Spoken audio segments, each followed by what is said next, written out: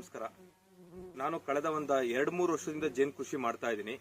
ಬರೀ ಒಂದು 45ರಿಂದ 50 ಸಾವಿರ ಇನ್ವೆಸ್ಟ್ ಮಾಡಿ ಜೇನು ಕೃಷಿಯಿಂದ ವರ್ಷಕ್ಕೆ 1ರಿಂದ 1.5 ಲಕ್ಷ ಹೇಗೆ ದುಡಿಬಹುದು ಅನ್ನೋದೊಂದು ತಿಳಿಸ್ಕೊಡ್ತಾ ಇದ್ದೀನಿ. ಜೇನು ಕೃಷಿ ಮಾಡ್ಬೇಕಾದ್ರೆ ಫಸ್ಟ್ ನಾವು 4 ವಿಷಯನ ತಿಳ್ಕೊಬೇಕಾಗತ್ತೆ. ಒಂದು ವಿಷಯ, ಜೇನು ಸಾಕಾಣಿಕೆನ ಹೇಗ್ ಮಾಡಬೇಕು ಅನ್ನೋದು ಒಂದು ವಿಷಯ. ಎರಡನೇ ವಿಷಯ, ಜೇನು ಸಾಕಾಣಿಕೆಗೆ ಸೂಕ್ತವಾದ ಸ್ಥಳ ಅನ್ನೋದೊಂದಿರುತ್ತೆ. ಮೂರನೇದು, ಜೇನು ಸಾಕಾಣಿಕೆನ ಹೇಗೆ ಮಾಡಬೇಕು, ಯಾವ ತರ ಹುಳಗಳನ್ನ ಸಾಕಾಣಿಕೆ ಮಾಡಬೇಕು, ಅಥವಾ ಯಾವ ತರ ಬ್ರೀಡ್ ಅಥವಾ ಯಾವ ತರ ಹುಳನ ಸಾಕಾಣಿಕೆ ಮಾಡೋದು ಸೂಕ್ತ ಅನ್ನೋದು ತಿಳ್ಕೊಬೇಕಾಗುತ್ತೆ. 3 ಪಾಯಿಂಟ್ ಆಯ್ತು. 4ನೇ ಪಾಯಿಂಟ್ ಅಂದ್ರೆ ಸಕ್ಸಸ್ಫುಲ್ ಆಗಿ ನಾನು ಜೇನು ಕೃಷಿ ಮಾಡಾದ್ಮೇಲೆ ಅದನ್ನ ಎಲ್ಲಿಗೆ ಮಾರಾಟ ಮಾಡಬೇಕು ಅನ್ನೋದು 4 ವಿಷಯ ಇರುತ್ತೆ. ಈ 4 ವಿಚಾರಗಳು ಮುಖ್ಯವಾದ್ದು ಜೇನು ಕೃಷಿ ಮಾಡೋದಕ್ಕೆ. ಸೊ ಈಗ ನಾನು ಏನ್ ಜೇನು ಕೃಷಿ ಮಾಡ್ತಾ ಇದೀನಲ್ಲ, ಇದನ್ನೆಲ್ಲ ಏನಕ್ಕೆ ತಿಳಿಸ್ಕೊಡ್ಬೇಕು ಅಂತ ಪ್ಲಾನ್ ಮಾಡ್ತಾ ಇರೋದು ಅಥವಾ ಬಯಸ್ತಾ ಇರೋದು ಅಂತ ಅಂದ್ರೆ, ಪ್ರತಿಯೊಬ್ರು ಜೇನು ಕೃಷಿ ಮಾಡ್ತಾ ಇರ್ತೀವಿ. ಆದ್ರೆ ಅದ್ರಲ್ಲಿ ಕೆಲವೊಂದು ಜೇನು ಸಾಕಾಣಿಕೆಯಿಂದ ಲಾಭ ಬರ್ತಿಲ್ಲ ಅನ್ನೋದಿರ್ಬೋದು, ಅಥವಾ ಜೇನು ಸಾಕಾಣಿಕೆಯಿಂದ ಅತಿ ಹೆಚ್ಚು ಲಾಭ ಇಲ್ಲ ಅನ್ನೋದಿರ್ಬೋದು, ಅಥವಾ ಜೇನು ಕೃಷಿಯಿಂದ ಸಸ್ಟೈನಬಲ್ ಆಗಕ್ಕಾಗಲ್ಲ ಅನ್ನೋದಿರ್ಬೋದು. ಈ ತರ ಕೆಲವೊಂದು ಮಾಡ್ತಾ ಇರುವಂತ ಕೃಷಿಕರಿಗೂ ಇರುತ್ತೆ. ಹಾಗೆ ಹೊಸ ಕೃಷಿಕರಿಗೆ ಜೇನು ಕೃಷಿ ಮಾಡೋದು ಚೆನ್ನಾಗಿರುತ್ತೆ, ಒಳ್ಳೆ ಲಾಭ ಬರುತ್ತೇನೋ ಅನ್ನೋ ತರ ಇರುತ್ತೆ. ಸೊ ಆ ಕೆಲವೊಂದು ಡೌಟ್ಸ್ ಬಗ್ಗೆ ಇವತ್ತು ನಾನು ಮಾತಾಡಕ್ ಹೋಗ್ತೀನಿ. ಎಲ್ರಿಗೂ ಗೊತ್ತಿರೋ ಪ್ರಕಾರ ಹೆಜ್ಜೇನು ಅಂತ ಕರಿತೀವಿ. ಅದು ಎಲ್ಲರೂ ನೋಡಿರ್ತೀರಾ, ದೊಡ್ಡ ದೊಡ್ಡ ಬಿಲ್ಡಿಂಗ್ ಗಳಲ್ಲಿ ದೊಡ್ಡ ಸೈಜ್ ಅಲ್ಲಿ ಇರುತ್ತಲ್ಲ, ಅದನ್ನೇ ನಾವು ಹೆಜ್ಜೇನು ಅಂತ ಕರಿತೀವಿ. ಹುಳನು ಕೂಡ ದಪ್ಪ ಇರುತ್ತೆ, ಸೈಜ್ ಇರುತ್ತೆ. ಸೊ ಅದಾದ್ಮೇಲೆ ಎರಡನೇದು ಬಂದ್ಬಿಟ್ಟು ಎಲ್ಲರೂ ನೋಡಿರ್ತಾರ ಕಡ್ಡಿ ಜೇನು ಅಥವಾ ಬೇಲಿ ಜೇನು ಅಂತ ಕರಿತೀವಿ. ಸಣ್ಣ ಹುಳ ಇರುತ್ತೆ, ಎಲ್ಲಾ ಬೇಲಿಗಳಲ್ಲಿ ಚಿಕ್ಕ ಚಿಕ್ಕ ಹುಟ್ಟಿ ಇರುತ್ತೆ. ಅದು ಯಾವುದು ಕಡ್ಡಿ ಜೇನು. ಸೊ ಅದು ಬಿಟ್ರೆ ನೆಕ್ಸ್ಟ್ ಈಗೇನ್ ನಮ್ಮ ಪೆಟ್ಟಿಗೆಯಲ್ಲಿ ನೋಡ್ತಾ ಇದೀರಲ್ಲ, ಇದೇ ತುಡುವೆ ಜೇನು. ಸೊ ಇದನ್ನೇ ನೀವು ಸಾಕೋದಿಕ್ಕೆ ಸಾಧ್ಯ ಆಗುವಂತ ಜೇನಿದು. ಸೊ ಇದು ಬಿಟ್ರೆ ಬೇರೆದು ಇನ್ನೊಂದಿದೆ, ಮುಜಂಟಿ ಅಥವಾ ನಸರು ಜೇನು ಅಂತ ಕರಿತೀವಿ. ಅದೊಂದು ಸಾಕ್ಬಹುದು. ಸೊ ಈ ಜೇನಲ್ಲಿ ವಿಷಯ ಇನ್ನೊಂದೇನಂದ್ರೆ, ನಾನು ಏನ್ ಹೇಳದ್ನಲ್ಲ, ಹೆಜ್ಜೇನು, ತುಡುವೆ ಜೇನು, ಕೋಲ್ ಜೇನು, ಈ 3 ಕೂಡ ಸ್ಟಿಂಗ್ ಮಾಡುತ್ತೆ, ಅಂದ್ರೆ ಚುಚ್ಚುತ್ತೆ. ಯಾವುದೇ ಕಾರಣಕ್ಕೂ ಕೆಲವೊಂದು ಜನ ಹೇಳ್ತಾರೆ ಜೇನ್ ಕಚ್ಚುತ್ತು ಅಂತ. ಜೇನ್ ಕಚ್ಚೋದಿಲ್ಲ, ಜೇನ್ ಚುಚ್ಚುತ್ತೆ. ಜೇನು ಹುಳು ಕಚ್ಚಿದಾಗ ಇದ್ರ ಹಿಂದೆಗಡೆ ಈ ತರ ಮುಳ್ಳನ್ನ ಚುಚ್ಚುತ್ತೆ.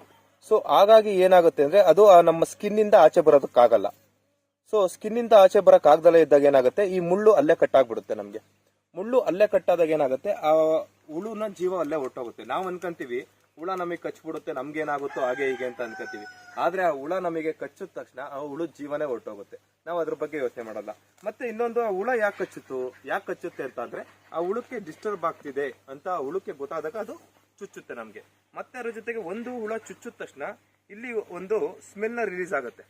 ಸೊ ಆ ಸ್ಮೆಲ್ ಹಿಡ್ಕೊಂಡು ಬೇರೆ ಹುಳಗಳು ಬಂದು ಅಟ್ಯಾಕ್ ಮಾಡೋ ಸಾಧ್ಯತೆಗಳು ಇರುತ್ತೆ. ನಸರು ಜೇನು ಅಂತ ಹೇಳಿದ್ನಲ್ಲ, ಅದು ಸ್ಟಿಂಗ್ ಮಾಡೋದಿಲ್ಲ, ಅಂದ್ರೆ ಚುಚ್ಚೋದಿಲ್ಲ. ಬಟ್ ಅದು ಕೂಡ ಸಾಕಾಣಿಕೆ ಮಾಡಬಹುದು. ಸೊ ಸಾಕಾಣಿಕೆ ಮಾಡಕ್ ಆಗೋದ್ರಲ್ಲಿ ತುಡುವೆ ಜೇನು ಮತ್ತೆ ನಸರು ಜೇನು ಇವೆರಡು ವೆರಿ ಬೆಸ್ಟ್.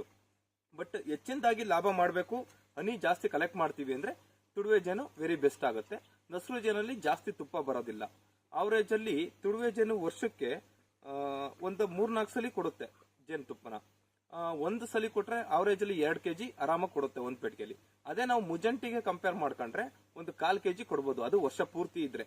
ಸೊ ಈ ತರ ಇರುತ್ತೆ. ಸೊ ಹಾಗಾಗಿ ತುಡುವೆ ಜೇನು ಸಾಕೋದಿಕ್ಕೆ ವೆರಿ ಗುಡ್ ಅಂತ ನಾನು ಹೇಳ್ತೀನಿ.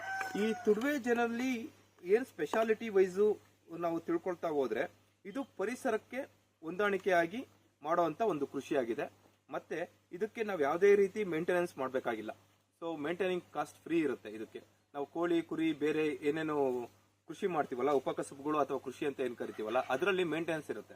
ಏನಂದ್ರೆ ಅದಕ್ಕೆ ಮೇವ್ ಹಾಕೋದಿರ್ಬೋದು, ನೀರಿರ್ಬೋದು, ಮತ್ತೆ ಬೇರೆ ಡಿಸೀಸ್ ಬಂದ್ರೆ ಡಿಸೀಸ್ ಮ್ಯಾನೇಜ್ಮೆಂಟ್ ಇರ್ಬೋದು, ಆ ತರ ತುಂಬಾ ಇರುತ್ತೆ. ಸೊ ಈ ಜೇನ್ಗೆ ಯಾವುದೇ ರೀತಿ ಏನು ಇರೋದಿಲ್ಲ, ಟೋಟಲಿ ಮೇಂಟೆನೆನ್ಸ್ ಫ್ರೀ ಇರುತ್ತೆ ಇದು. ಕಾರಣ ಏನು ಅಂದ್ರೆ, ಇದು ಪರಿಸರದಲ್ಲಿ ಸಿಗುವಂತ ಪರಾಗ ಮತ್ತೆ ಮಕರಂದನ ಬಳಸ್ಕೊಂಡು ಈ ಜೇನು ಕುಟುಂಬನ ಬಲಿಷ್ಠವಾಗಿ ಕಟ್ತಾ ಹೋಗುತ್ತೆ. ಅದ್ರ ಜೊತೆಗೆ ಇದು ಪರಿಸರದಲ್ಲಿ ಸಿಗುವಂತ ಮಕರದಿಂದ ಜೇನುತುಪ್ಪ ಕೊಡುತ್ತೆ. ಹಾಗೆ ಪರಾಗದಿಂದ ಅದು ಒಂದು ಪ್ರೋಟೀನ್ ಯುಕ್ತವಾದ ಆಹಾರ ಇದೆ, ಅದನ್ನ ಕೊಡುತ್ತೆ. ಅದ್ರ ಜೊತೆಗೆ ಮೇಣ ಕೊಡುತ್ತೆ. ಮೊದಲನೇದಾಗಿ ನಾವು ಜೇನು ಕೃಷಿಯಿಂದ ಏನ್ ಲಾಭ ಅಂತ ನೋಡಕ್ ಹೋದ್ರೆ, ಮೊದಲನೇದಾಗಿ ನಮ್ಮ ತೋಟದ ಇಳುವರಿ ಜಾಸ್ತಿ ಆಗುತ್ತೆ. ಅದು ಮೊದಲನೇ ಪಾಯಿಂಟ್. ನಮ್ಮ ಈ ತೆಂಗು, ಅಡಕೆ ಅಥವಾ ವಾರ್ಷಿಕ ಬೆಳೆ ಅಂತ ಏನ್ ಕರಿತೀವೋ, ಅದರಲ್ಲೆಲ್ಲ ತೋಟಗಾರಿಕೆ ಬೆಳೆ ಅಥವಾ ವಾರ್ಷಿಕ ಬೆಳೆ ಅಂತ ಏನ್ ಕರಿತೀವೋ, ಅದು ಶೇಕಡವಾರು 20ರಿಂದ 25% ಅಷ್ಟು ಇಳುವರಿ ಜಾಸ್ತಿ ಆಗುತ್ತೆ ನಮ್ಮ ತೋಟದಲ್ಲಿ. ಅದನ್ನ ಎಕ್ಸಾಂಪಲ್ ಹೇಳೋದಾದ್ರೆ, 1 ಎಕರೆ ತೋಟ ಇತ್ತು ಅಂದ್ರೆ, ಅದು ತೆಂಗಿನ ತೋಟ ಇತ್ತು ಅಂದ್ರೆ ನಿಯರ್ಲಿ ಒಂದು 3,000ದಿಂದ 4,000 ತೆಂಗಿನಕಾಯಿ ಜಾಸ್ತಿ ಕೊಡುತ್ತೆ ಜೇನು ಇದ್ರೆ. ಯಾವ ತರ ಜಾಸ್ತಿ ಕೊಡುತ್ತೆ ಅಂದ್ರೆ, ಅದು ಪರಾಗಸ್ಪರ್ಶದಿಂದ ಇಳುವರಿ ಜಾಸ್ತಿ ಆಗುತ್ತೆ ಒಂದು. ಮತ್ತೆ ಅದ್ರ ಬಿಟ್ಟು ಈ ಹಣ್ಣು ತರಕಾರಿಗಳು ಹೂಗಳು ಅನ್ನೋ ಲೆಕ್ಕಕ್ಕೆ ಹೋದ್ರೆ ಶೇಕಡವಾರು 60% ಇಳುವರಿನ ಜಾಸ್ತಿ ಕೊಡುತ್ತೆ.